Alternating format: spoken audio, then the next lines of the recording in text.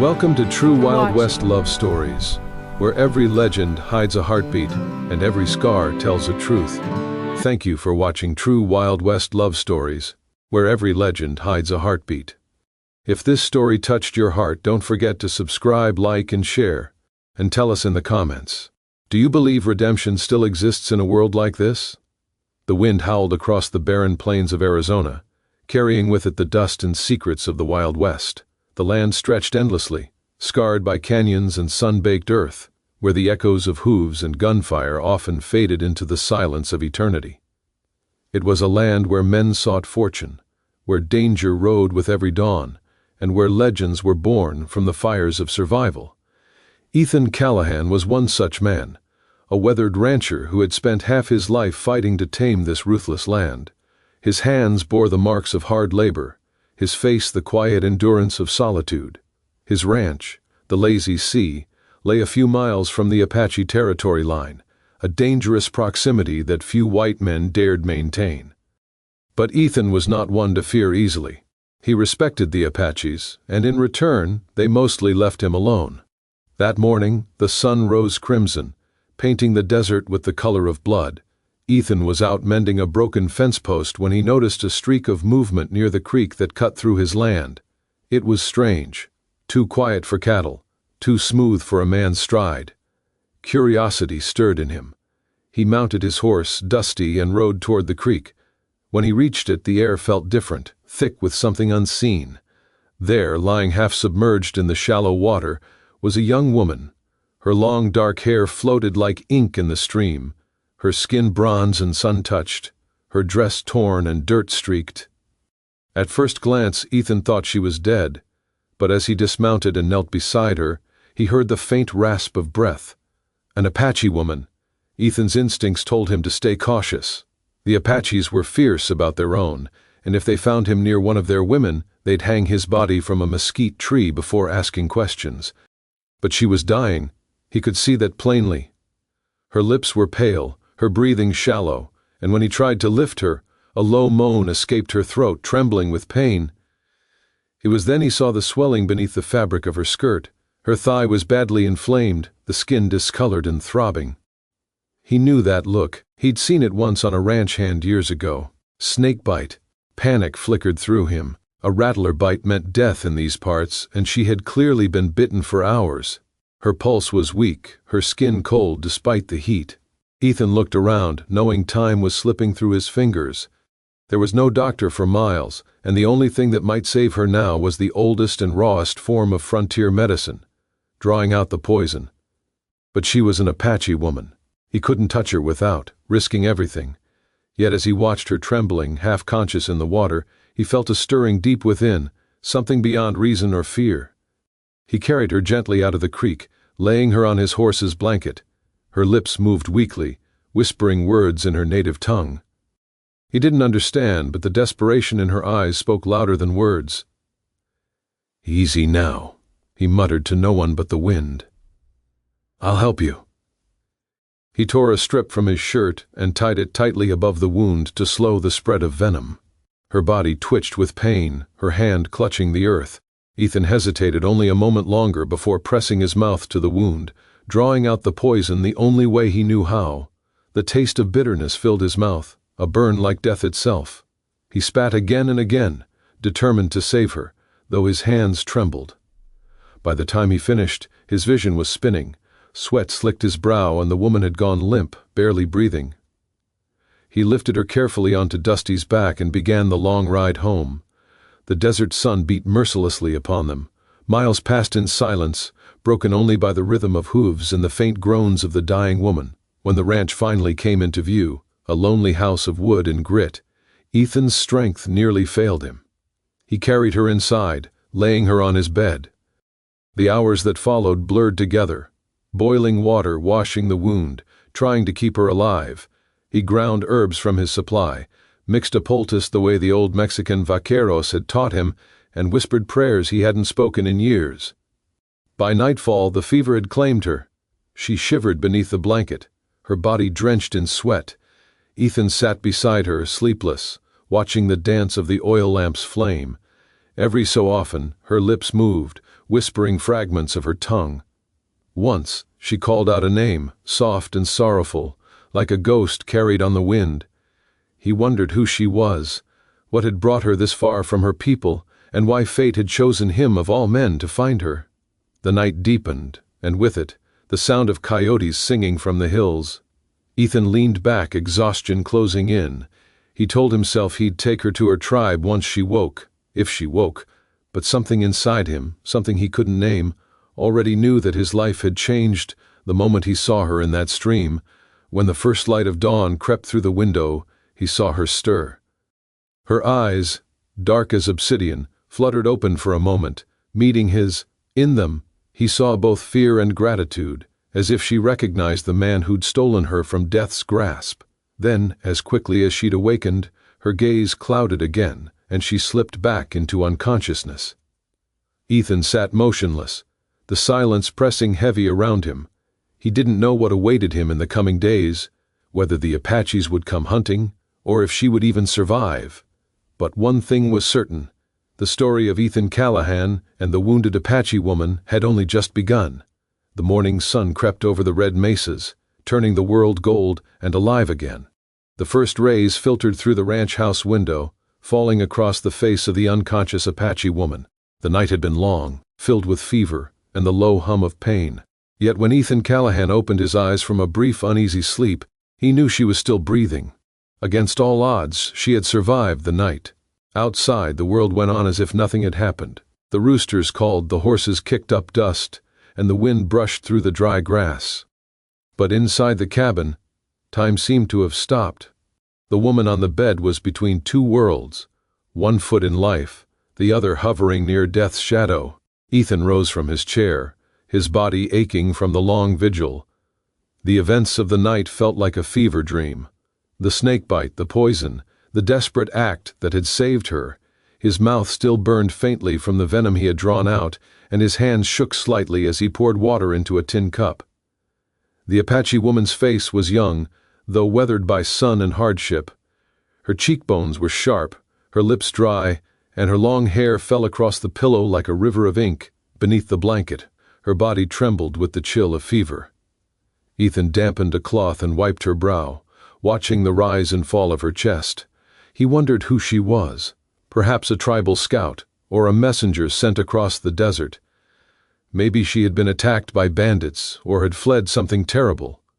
The wound on her leg had begun to fade from deep purple to a mottled brown, the swelling less fierce now.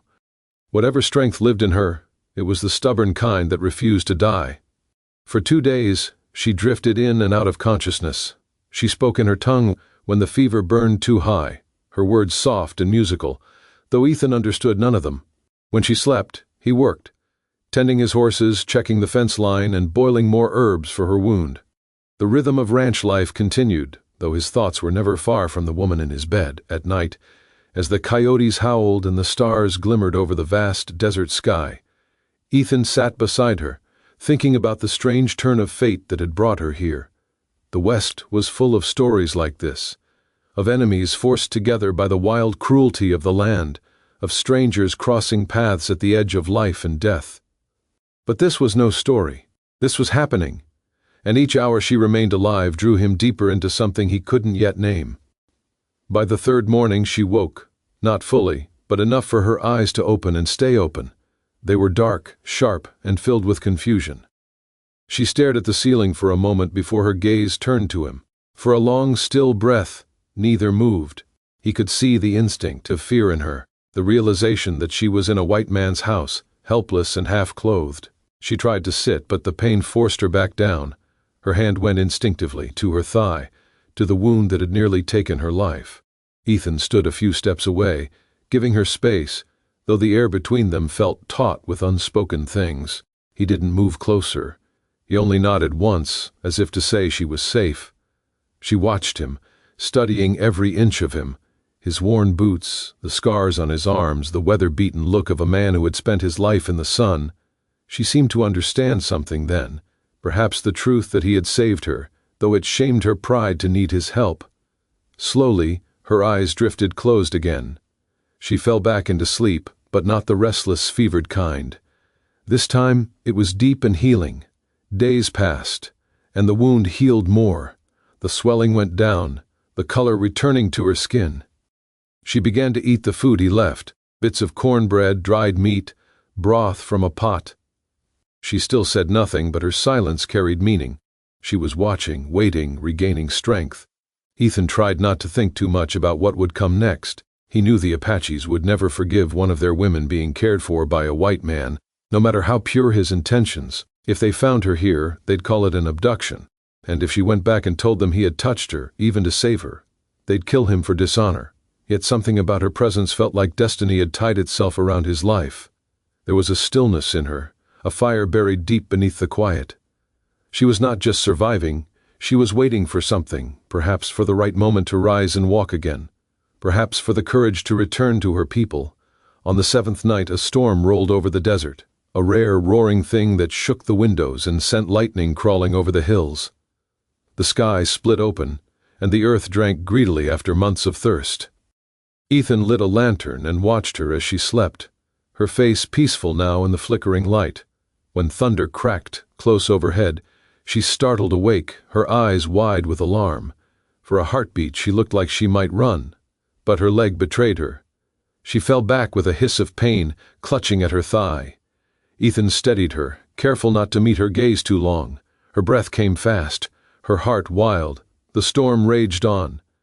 She sat up slightly, her hair falling around her face, and for the first time since he'd found her, her eyes softened.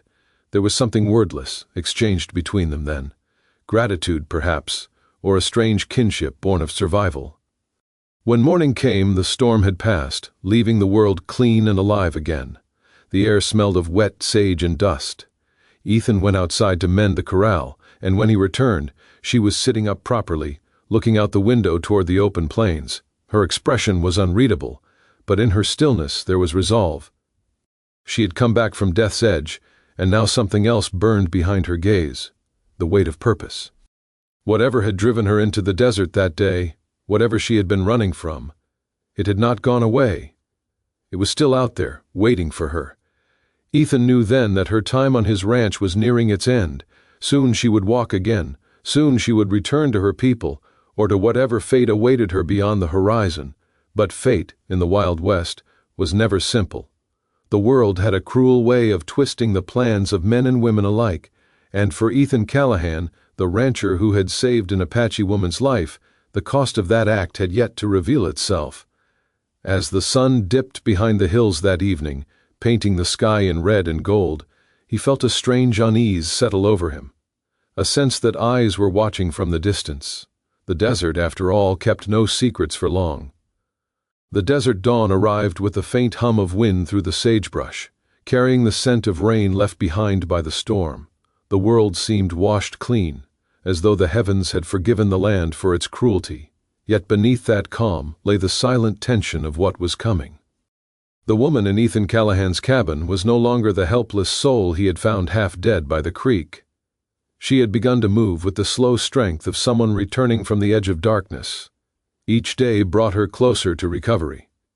She walked now, though she limped slightly. The wound that had nearly taken her life had faded to a dark scar on her thigh, hidden beneath the cloth Ethan had given her. Her skin had regained its color, and the fire in her eyes burned brighter than ever. There was power in her stillness, the kind that did not need words to be understood. Ethan watched her from a quiet distance, tending his daily chores while she lingered near the window or by the open doorway, gazing out across the land. She rarely ate much, and her silence stretched between them like an unspoken truce. He didn't ask her to stay, and she didn't tell him her name. There was something sacred about that silence, as though speaking would shatter the fragile balance that had formed between them. The ranch sat on a lonely stretch of country, miles from any town or trail. Ethan's life had always been one of solitude, but now that she was there, the silence seemed to carry new weight. When the wind moved across the land, it brought whispers, soft, haunting tones that seemed to carry from the distant Apache hills. Sometimes, at dusk, she would stand outside and stare toward those hills for long moments, her brow tense with thought. It was as if she could hear voices calling her back. She was healing, yes, but she was also waiting. Ethan could feel it, though he didn't know what she was waiting for. Perhaps for strength to return to her people, perhaps for them to come for her, perhaps for something far more dangerous. Then one night, the whispers came not from the wind, but from the dark beyond the fence line. The horses grew restless, shifting in their pens, snorting at the unseen shapes that moved beyond the edge of light. Ethan sensed it before he saw anything. The prickle on the back of his neck, the old instinct that came from years of living where men disappeared without a sound. The desert had eyes that never slept. He went out with his rifle, scanning the ridges where the moonlight turned the rocks silver. Nothing moved, but the silence was wrong. The coyotes had stopped calling, and the air itself seemed to hold its breath.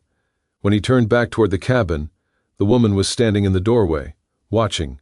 Her expression gave nothing away, but her eyes followed the horizon with the wary calm of someone who knew the signs of danger long before it arrived. That night sleep did not come easily. The ranch felt smaller, surrounded by shadows that pressed close. In the distance, faint as memory, a wolf howled, a long, mournful sound that faded into the hills. Morning came cold and clear. The woman had risen early, her movements quiet but purposeful. She had braided her long dark hair, and the sight of it struck Ethan with an unexpected sense of finality. It was the look of someone preparing to face something inevitable. She went outside, walking to the creek where she had nearly died. Ethan followed at a distance, unseen. She knelt there, dipping her hands into the cool water, letting it run through her fingers. The sun glinted off a small silver charm around her neck, one he hadn't noticed before, a tiny carving shaped like a hawk. When she lifted her gaze toward the distant hills, Ethan saw something change in her. There was no fear in her eyes now, only certainty. She had come from that land, and something there was calling her back, perhaps her people, perhaps vengeance, perhaps both. As the day wore on, Ethan worked around the ranch, trying to ignore the weight that pressed on his chest. The woman stayed near the corral, touching the horses, whispering something under her breath that only they seemed to understand. By evening she had gathered her things, what few he had given her to wear, and stood quietly at the doorway. She didn't leave yet, not that day, but everything about her said she was preparing to. That night, when the stars lit the sky in endless silver, the whispers returned again, closer this time, a faint cry in the distance, carried by the wind. It might have been an animal, or it might have been the sound of riders. Ethan did not sleep. He sat by the fire, staring at the dying embers, listening to the faint creak of the cabin walls. The woman lay on the bed, motionless but awake. He could sense it. There was no peace in her rest, only waiting.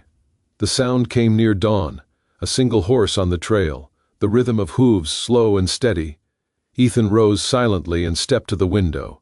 A lone figure was approaching from the east, moving through the pale light of morning. The rider carried no torch, no weapon in hand, but the air around him felt heavy with purpose. When the horse stopped at the edge of the fence line, the woman stood. She had already known he was coming. She moved to the doorway without a word, her face expressionless, her eyes fixed on the figure beyond the fence. The silence that followed was deep and unbroken, as if even the land itself was waiting to see what would happen next. The rider dismounted and stood tall, the wind tugging at his coat. From this distance Ethan could not see his face, but he could tell by his posture, straight-backed, proud, that this was no common wanderer. The woman's fingers tightened around the small silver charm at her neck. Her breathing changed, almost imperceptibly. Then the rider turned his gaze toward the cabin, and Ethan felt the world narrow to that single moment. He could not hear their words, but the truth of it was plain. The woman had not been lost to chance. She had been running, and now, whatever she had fled, had finally found her. The sun broke over the hills, turning the sky red as blood. The rider lifted his hand, and for a long heartbeat, the desert seemed to hold still. The woman looked back once, her eyes lingering on the cabin, on the man who had saved her. Then, without a sound, she stepped down from the porch and began walking toward the rider. Ethan watched her go, unable to move. There was a finality in her steps, as though she were walking not toward life or death, but destiny itself. The wind rose again, carrying the whispers from the hills, And in that sound, the rancher felt something break quietly inside him, a bond he hadn't realized had taken root. As she disappeared into the distance, the land fell silent once more. But deep in the desert, the story was far from over. The Apache hills were stirring, and soon the rancher would learn that saving one life could awaken the wrath of many. The morning light lay pale across the desert, streaking over the distant mesas and the red soil of the frontier.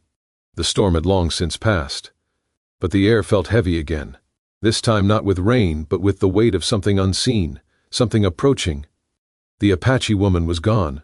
Ethan Callahan knew it the moment he stepped outside and saw her footprints leading east, fading into the open plains. She had left before sunrise, leaving behind only the faint scent of smoke and the imprint of her presence within the small cabin. The bed she had slept in was empty, the blanket folded neatly, as if she had wanted to leave no trace of her being there at all. But she could not hide the truth. The land remembered. Her steps had pressed deep into the damp earth near the creek, and the trail was fresh. Ethan followed it only a short distance before stopping. The footprints led toward the Apache hills, rugged land that no white man with sense would enter alone. Those hills belonged to her people, and he knew well what fate awaited anyone foolish enough to trespass there. He turned back toward the cabin, yet his heart did not follow. Something inside him felt unfinished, unresolved, as if a part of him had been taken along that trail. For days afterward, the ranch fell into uneasy quiet.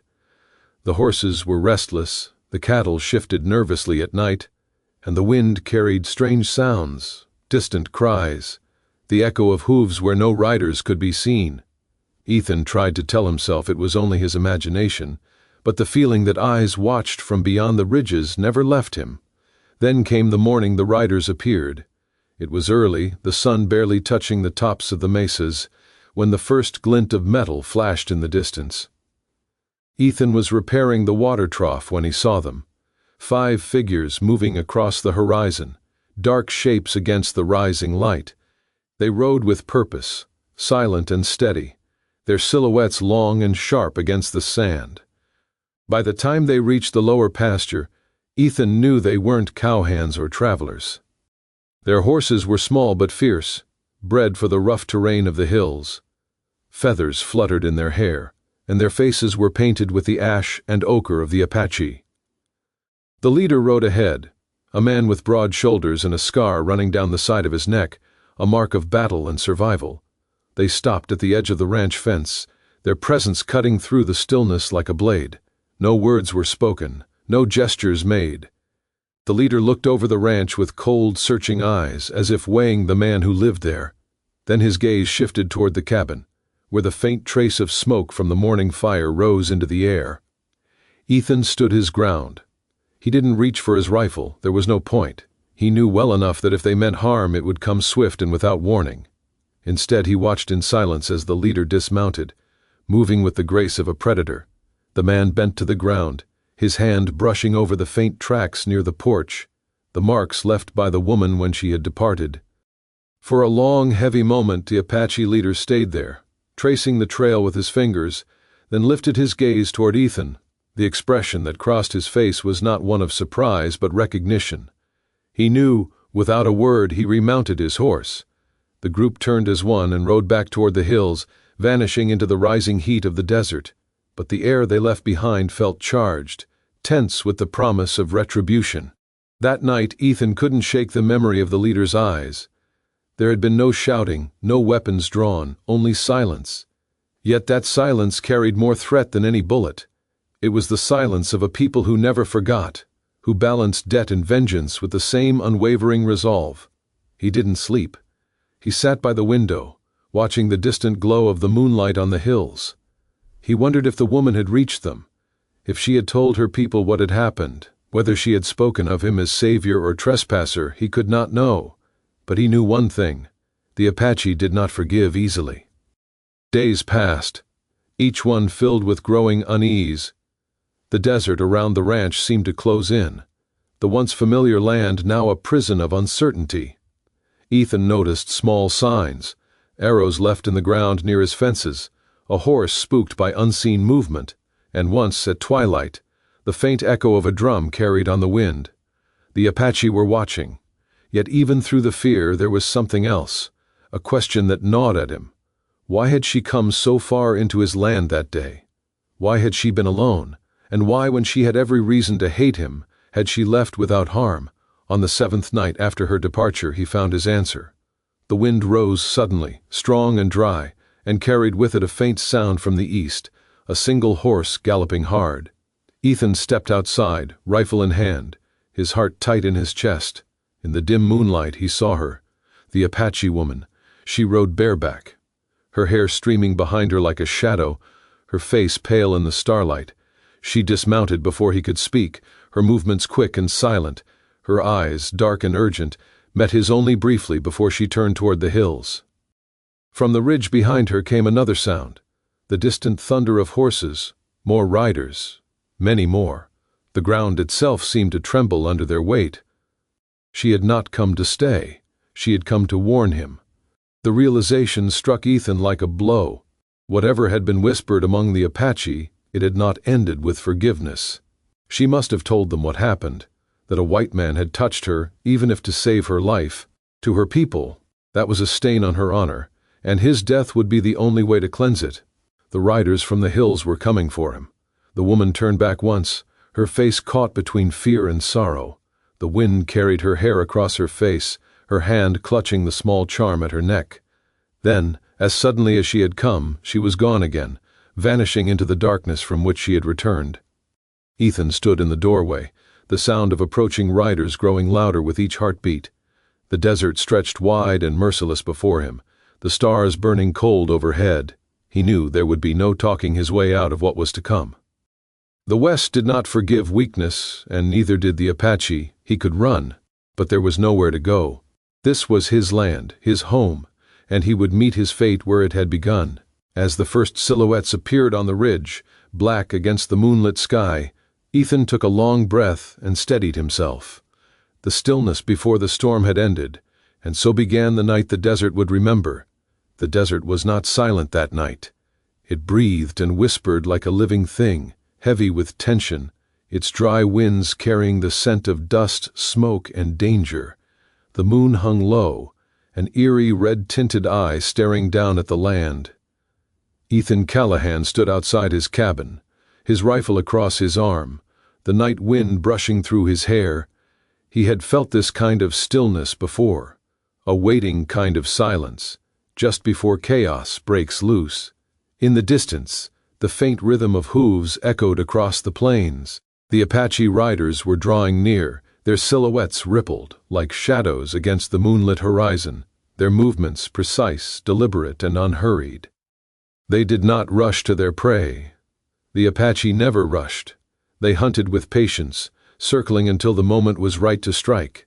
Ethan had been many things in his life, a cowboy, a soldier, a rancher, but never a coward.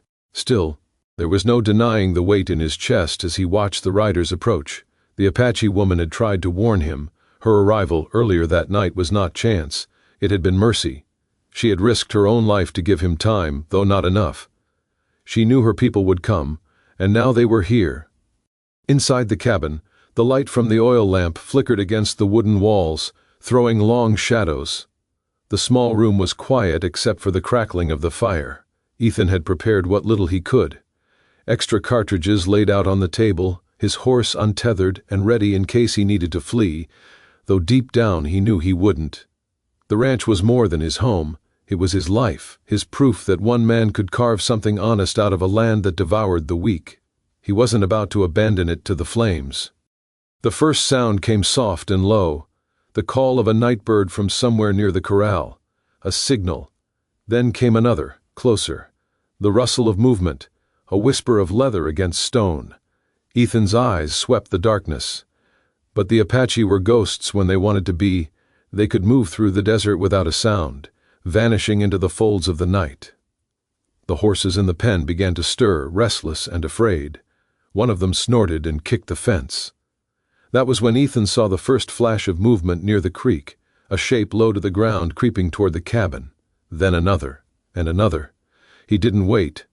He moved to the window, lifted the rifle, and fired once. The crack split the night open, echoing through the canyon. For a brief moment, all was still again. Then the desert erupted, shadows exploded from the darkness, darting between rocks and brush, the air filled with the whistle of arrows, the thud of hooves, and the hiss of voices carried by the wind. One arrow struck the door, quivering. Another buried itself in the side of the cabin. Ethan ducked, reloaded, and fired again, his shots deliberate and measured. The Apaches surrounded the ranch, their movements like a tide closing in. They did not charge blindly. They moved in waves, advance, retreat, test the defenses. The old ways of war still lived in them, and Ethan was only one man. But he fought with the grim resolve of someone who knew he had no escape. The first flames came soon after, torches arced through the air, landing on the thatched roof of the barn. Dry hay caught instantly, and within seconds fire roared into the sky. The horses screamed and broke loose, racing into the night. Sparks drifted across the yard, landing on the porch and walls of the cabin. Ethan could feel the heat against his face. He moved fast, grabbing a bucket and throwing water on the wooden panels near the window, trying to keep the fire from spreading. But the Apache were relentless. They had no interest in simple vengeance. They meant to erase everything that tied him to this land. Through the smoke, Ethan caught sight of one of them, a young warrior, face painted white and red, crouched behind a fallen fence post. The man's bow was drawn, arrow aimed straight at the cabin. Ethan fired first. The warrior fell, his body collapsing into the dirt without a sound. For a heartbeat the battle stilled again.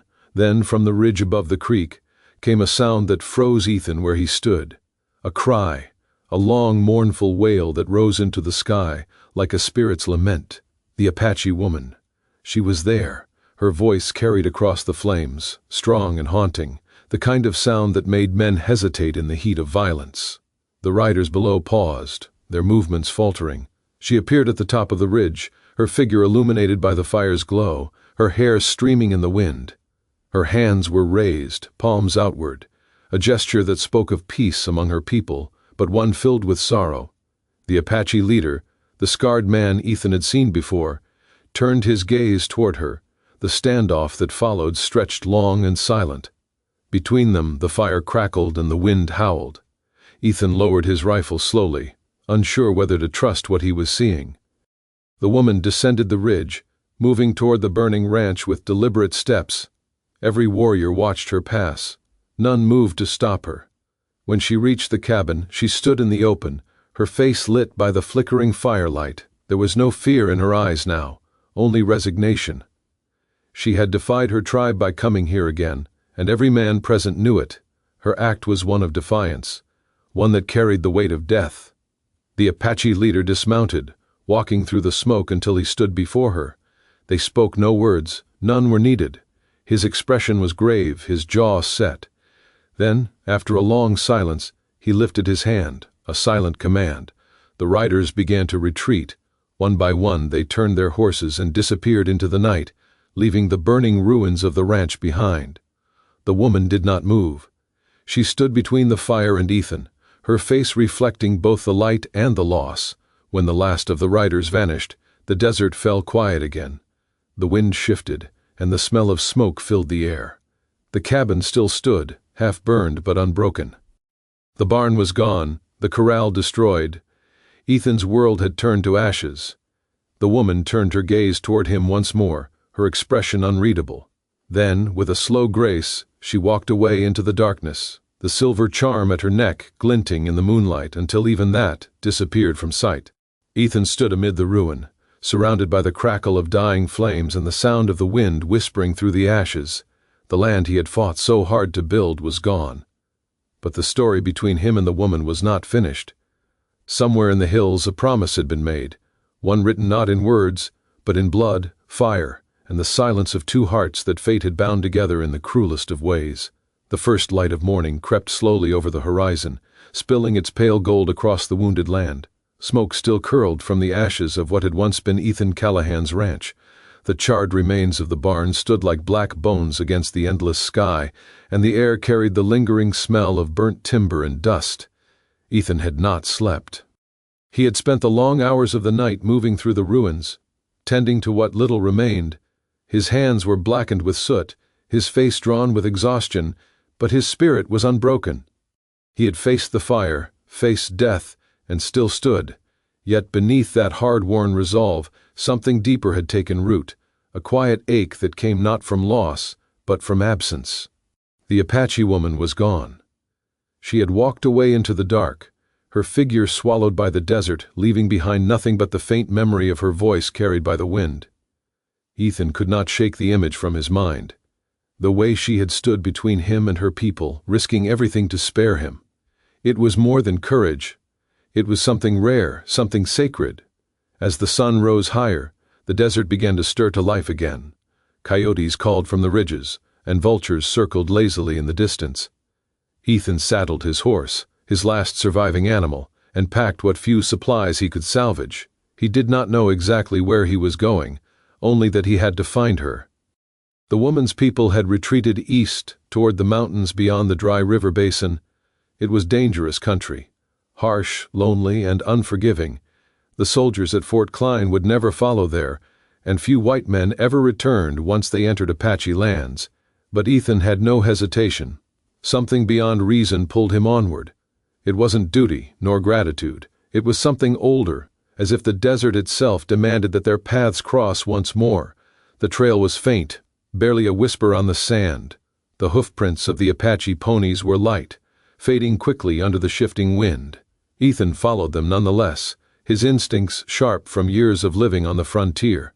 The sun beat down on his back, the air dry and biting, yet he rode with quiet determination. By the second day, his canteen was half empty, and his horse began to tire. Still he pressed on. The desert around him was a sea of red and gold, the heat shimmering on the horizon. The silence was immense. Only the crunch of hooves and the creak of saddle leather broke it. He felt small beneath that vast sky, yet strangely at peace. It was near dusk when he finally found signs of them. In a narrow canyon, hidden among rocks, he spotted the remains of a small fire, a ring of stones, still warm to the touch. Beside it, faint tracks led up the slope. One of them was smaller, lighter, the footprints of a woman. Ethan dismounted, climbing carefully through the rocks until he reached a ledge overlooking a narrow valley. Down below, nestled among cottonwoods, stood a cluster of hides and wooden frames. The Apache camp. Smoke drifted from their fires, and the faint murmur of voices carried on the wind. He crouched low, watching from the shadows. There she was, the woman, kneeling beside a stream, her long hair loose around her shoulders. She moved with quiet grace, washing her hands in the water, her reflection rippling beneath her touch. Even from a distance, Ethan could sense her sadness. She looked smaller now, diminished somehow, burdened by the weight of what she had done. The Apache did not take betrayal lightly. By warning him and sparing his life, she had turned against her own. Ethan could only imagine what fate awaited her among her people, and in that moment, he understood. She had saved him knowing she might never see another sunrise in peace. He watched for a long time, torn between instinct and reason. He knew if he rode down into that valley, it would mean death. Yet he could not leave her there to face that alone. When darkness fell, he descended quietly, leading his horse along the dry creek bed until he reached the edge of the camp. Fires flickered between the trees, and shadows moved against the light. Men sharpening knives, women tending to food, children sleeping beneath blankets. The Apache were at rest but watchful even in sleep. He waited until the camp had settled into silence. Then, like a ghost, he slipped between the trees, his steps soundless. The woman's shelter stood a short distance from the others, half shrouded in the glow of the dying fire. She sat outside it, staring into the flames, her hands folded in her lap. Ethan stopped just beyond the light's edge, his breath steady, his heart pounding in his chest. He did not call out. He simply stood there, watching her, knowing this would be the last time he'd ever see her alive. She turned slightly, as if sensing something, a shadow in the dark, a presence carried on the wind. Her gaze lifted, her eyes meeting the blackness beyond the firelight. For a moment the desert held its breath. There were no words, no sound, only understanding. She knew he had come, and he knew she did not want him to. The next sound came like thunder, the snap of a twig beneath his boot, a shout in Apache. The camp came alive in an instant. Warriors emerged from the darkness, their movements swift and precise. Ethan turned, but they were already upon him. The world exploded in chaos, hands grabbing, shouts rising, weapons flashing in the firelight. He struggled, fought, but there were too many. They dragged him into the open, his rifle wrenched from his grasp, his hat torn away. The Apache leader stepped forward, the same scarred man from the attack. His eyes burned with fury, his hand tight around a knife. The woman appeared beside him, shouting something, her voice fierce and desperate. The warrior's hand faltered. He turned to her, listening, his face unreadable in the glow. She stood between them again, her body trembling, her eyes pleading, not for mercy, but for meaning. Ethan watched in silence, understanding none of their words, yet grasping all that mattered. The warrior hesitated, then lowered the knife.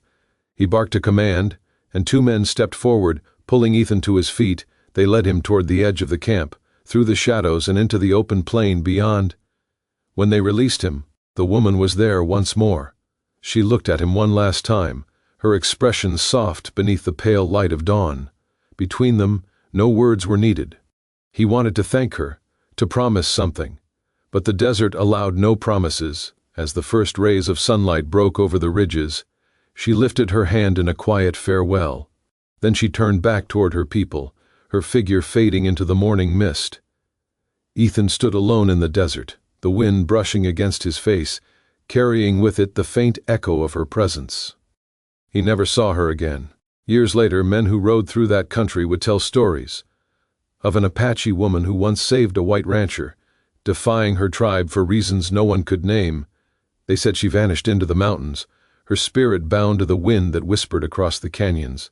And when travelers passed the ruins of the old Callahan ranch, they sometimes swore they saw a figure standing in the distance, a woman in the twilight, her long hair streaming like a banner of smoke, watching over the land she had both loved and lost.